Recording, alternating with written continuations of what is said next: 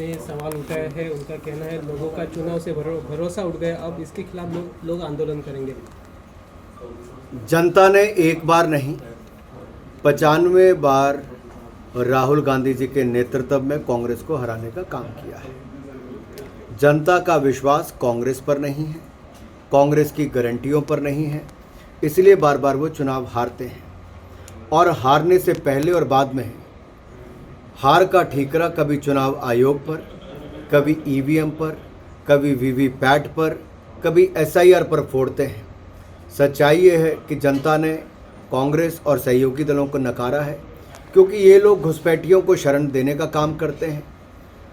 ये और इनके सहयोगी दल उनके फर्जी आधार कार्ड से लेकर वोटर आई कार्ड बनाने में मदद करते हैं।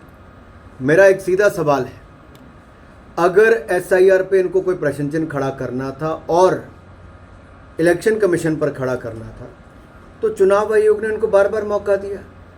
वोटर लिस्ट फाइनल करने में इनके लोगों ने सहमति की, वोटिंग वाले दिन तक सबकी सहमति थी, लेकिन वोटिंग के बाद जब रिजल्ट आ गए और नतीजे ऐतिहासिक बिहार की जनता ने भारतीय जनता पार्टी जेडीयू के हक में दिए, तो ये अपने आप में दिखता है कि ये बिहार की जनता का अपमान कर रहे हैं।